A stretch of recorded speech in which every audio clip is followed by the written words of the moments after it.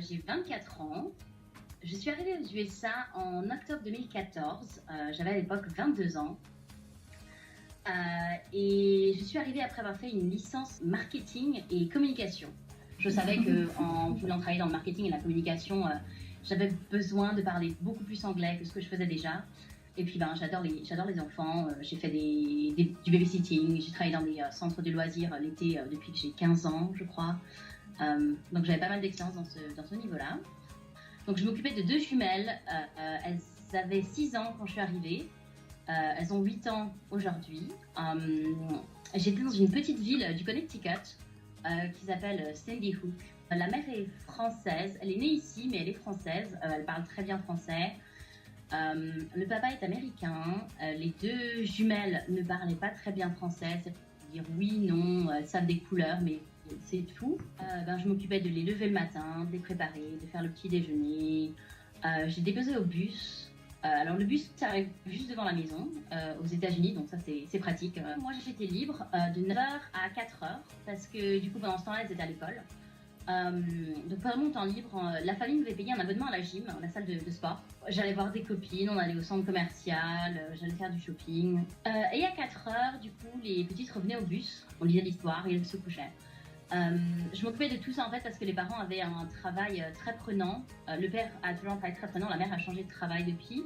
Mais il partait à 6h du matin et il revenait pas avant 8h, 9h le soir. Les portions au restaurant, c'est énorme. Les stations-service, vous n'avez pas besoin de sortir de la voiture, c'est le monsieur qui met l'essence directement. Ici, j'avais un genre de minivan pour transporter les enfants. J'ai remarqué que les tailles des routes en fait, sont adaptées. Les routes sont plus larges qu'en France. Les places de parking sont beaucoup plus larges aussi. J'avais pas énormément de françaises dans le coin ici. J'étais obligée de me faire des amis. Ça m'a énormément aidé au niveau de l'anglais. Le fait de parler français avec la maman, ça m'a énormément aidé à me mettre dans le bain, à comprendre vraiment tout ce qu'elle me disait, à bien faire le travail qu'elle me demandait. On va dire que mon anglais était beaucoup mieux. Je comprenais pratiquement tout ce qu'on disait. Tout au long des 2 années, j'ai appris de nouveaux mots, des nouvelles expressions. Même si avec la maman on parlait français et avec les enfants je parlais un peu français, j'ai quand même bien pu apprendre. Avec Skype, c'est assez facile justement de voir sa famille, de leur parler.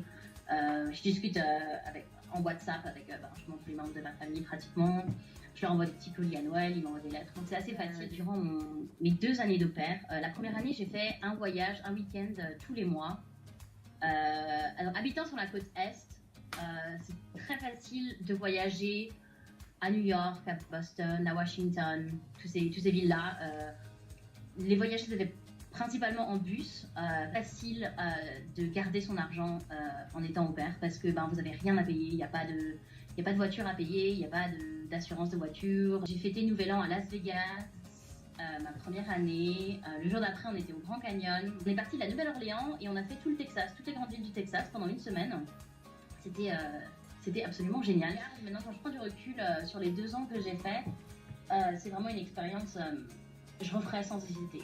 Des voyages géniaux, j'ai rencontré des personnes formidables. Avec ma famille, on a quand même énormément partagé entre la culture française et américaine. C'est ce que la maman voulait. Que les filles soient un peu dans la culture française. Par exemple, j'ai fait une galette des rois. Ils ont tellement adoré qu'ils me redemandent maintenant toutes les années la galette des rois. Un petit truc assez sympa à faire aux États-Unis. Vous allez couper votre sapin dans des fermes à sapins. C'est assez sympa, c'est assez marrant. Il y a beaucoup de soutien de la part de la famille. Ils comprennent que c'est pas votre famille, forcément vous allez y manquer. Ça me permet d'avoir clairement une deuxième famille. Si jamais j'ai un problème, je sais qu'ils vont tout faire pour m'aider. Ils m'ont intégré le plus possible. Les enfants comprennent très vite que vous parlez pas très bien anglais. Ils vous aident énormément. Moi, elles m'ont énormément aidé à dire les mots. On a lu ensemble pour beaucoup m'aider en anglais. Il y a eu énormément d'efforts de ma part pour m'intégrer. Vivant avec une famille, forcément, vous allez avoir une relation plus forte que si vous faites juste un babysitting. Un babysitting, vous arrivez le soir, en général les enfants sont au lit, voilà, vous n'avez pas trop d'interaction. Mais en étant au pair, moi personnellement, maintenant avec la famille, on était un peu une team. La maman l'appelait ça une team. Merci, à bientôt.